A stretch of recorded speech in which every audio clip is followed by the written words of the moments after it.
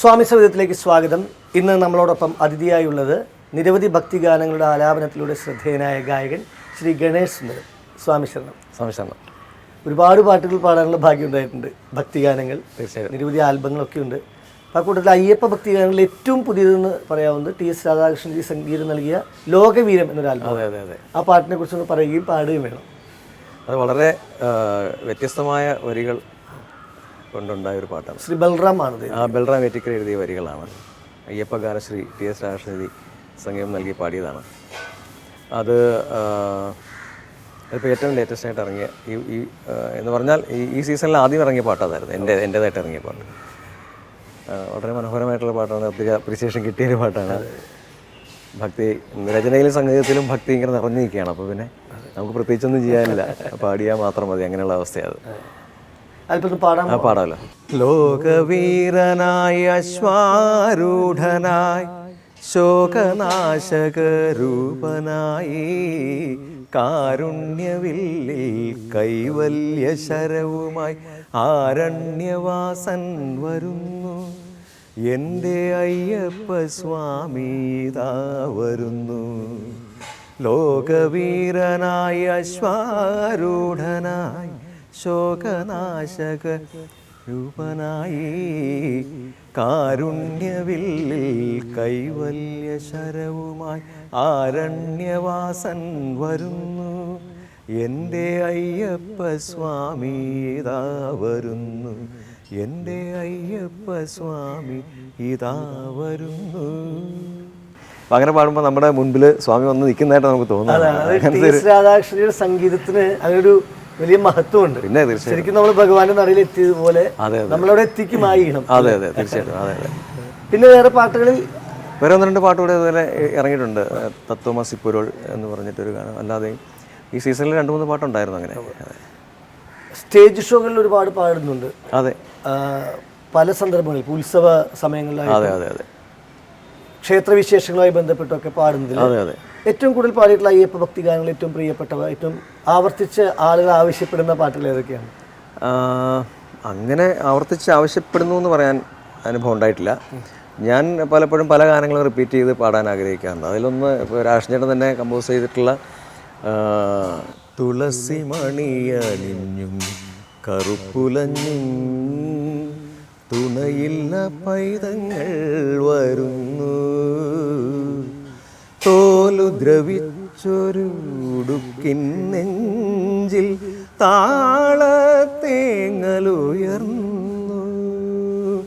ദർശനദയയിറന്നു. അതൊന്ന്. പിന്നെ ജയൻ സാറിൻ്റെ പാട്ടിലില്ലാതൊരു ജയവിജയ അവരുടെ പാട്ടില്ലാതെ ഒരു പ്രോഗ്രാം ഉണ്ടാകാറില്ല. ഇവർ രണ്ടുപേരുടെ അത്. അതുപോലെ രമേശ് നായർ സാർ എഴുതിയ പാട്ട് ഇല്ലാത്ത ഒരു പ്രോഗ്രാം ഉണ്ടാകാറില്ല. അങ്ങനെയൊക്കെയാണ് കാര്യങ്ങൾ പോകുന്നത്. അപ്പോൾ ഇതിനകത്ത് പറഞ്ഞ പോലെ വണ്ടിപ്പെരിയാറുമേടും നടപ്പാതയാക്കി ഇണ്ടലൊക്കെ ഇരുമുടിയായി ശിരസിന്മേലേന്തി കണ്ടകങ്ങൾ വാഴുമയ്യ കലികാല ദേവാ കണ്ടു നിന്നെ കുമ്പിടുവാൻ വരവായി ഞങ്ങൾ. അയ്യപ്പത്തിന്തകത്തോം സ്വാമി തിന്തകത്തോം.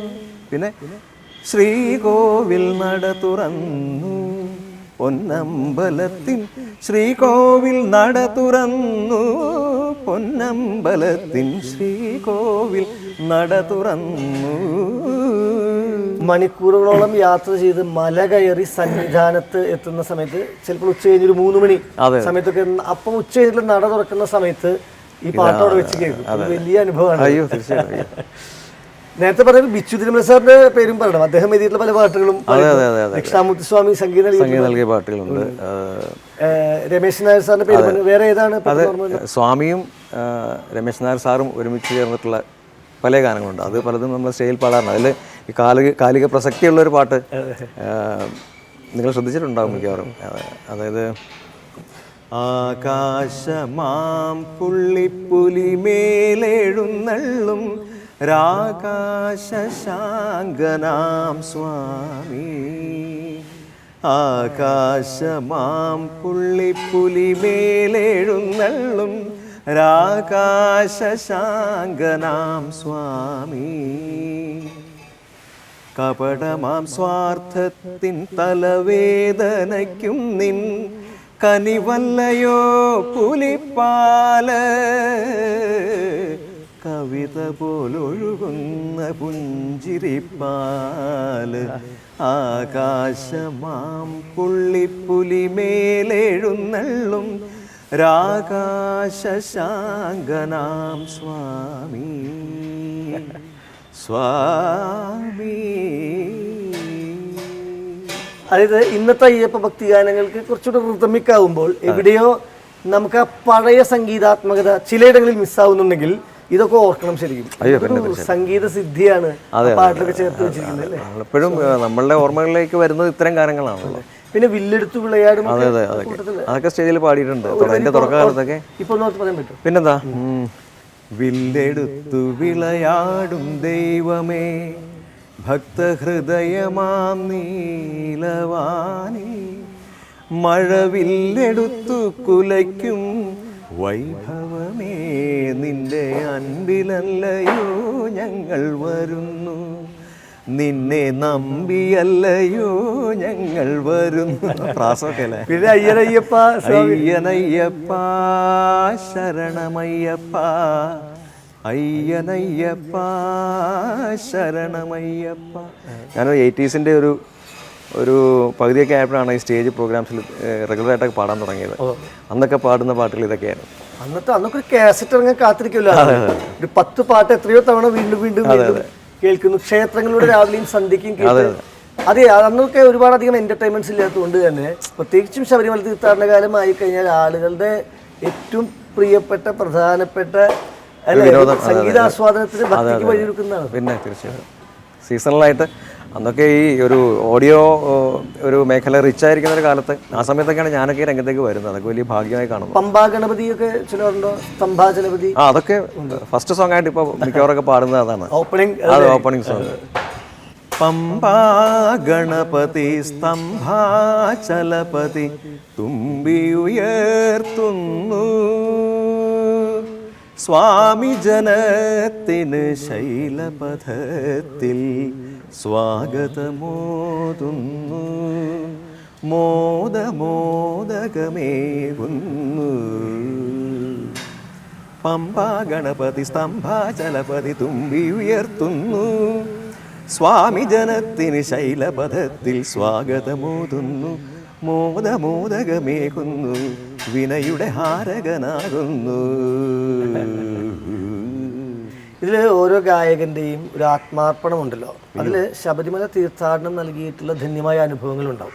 അപ്പൊ മലയാത്രയുടെ അനുഭവങ്ങൾ എന്തൊക്കെയാണ് ഈ അവസരത്തിൽ ഓർത്ത് പറയാനുണ്ട്? എൻ്റെ ഓർമ്മയിൽ ആദ്യം വരുന്നത് ഒരു ഏകദേശം 50ഓളം വർഷങ്ങൾക്ക് മുമ്പുള്ള എൻ്റെ ആദ്യത്തെ ശബരിമല യാത്ര.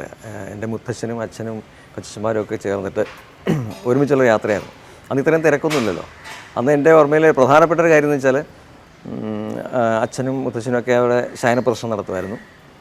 അത് കഴിഞ്ഞിട്ട് അവർ തളർന്നിരിക്കുന്നതൊക്കെ കാണാറുണ്ട്. അതുകൂടാതെ അവിടെ വിരിവെച്ചത് 18ാം പടിക്കും ആഴിയുടെ ആ മണ്ഡപം അതിൻ്റെ രണ്ടിനും ഇടയ്ക്കുള്ള സ്ഥലത്തായിരുന്നു. ഇപ്പം ചിന്തിക്കാൻ പറ്റും. അതെ, അതാ ഓർമ്മയുണ്ട്.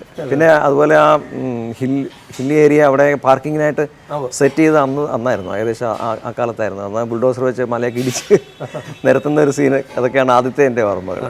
പിന്നെ ചില സാഹചര്യങ്ങളിൽ ചെല്ലുമ്പോൾ നമുക്ക് മതിയാവോളം തൊഴാനുള്ളൊരു അവസരം ഉണ്ടാകാറുണ്ട്. അത് അപൂർവമായിട്ട് ലഭിക്കാറുള്ളൂ. അവിടെയും പാടാറുണ്ടോ? നടക്കി നിന്നോ അല്ലെങ്കിൽ ശബരിമല സന്നിധാനത്തൊക്കെ? അങ്ങനെ അപൂർവം പാടിയിട്ടുണ്ട്. അത് ചില സാഹചര്യത്തിലേ ഉള്ളൂ. ഭയങ്കരമായിട്ടുള്ള തിരക്കുള്ളപ്പോഴും. അതെ, അതാണ് ഞാൻ പറഞ്ഞത്. ഒരു തവണ ഇതുപോലെ പുഷ്പാഭിഷേകം, ദീപാരാധന, ഹരിവരാസനം ഒക്കെ ആ സോപാനത്തിൽ നിന്ന് തൊഴാനുള്ള ഒരു ഭാഗ്യം കിട്ടി. അതാ ആദ്യാവസാനം മുഴുവനുണ്ടല്ലോ. അപ്പോൾ നമുക്ക് പറ്റുന്നത് നമ്മളും കൂടെ ചേർന്ന് പാടിയത് അങ്ങനെ നിർവൃതി അടഞ്ഞു. ആൽബംസ് നിരവധി വീണ്ടും പാടിയിട്ടുണ്ട്. സഹ്യാദ്രിനാഥനുണ്ട്.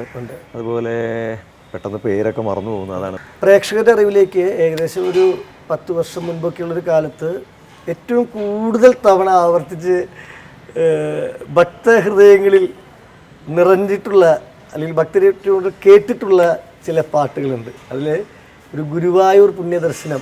അച്ഛ ഇപ്പോൾ നമ്മൾ ഇറങ്ങിയ സ്ഥലമേതാണ് അച്ഛ?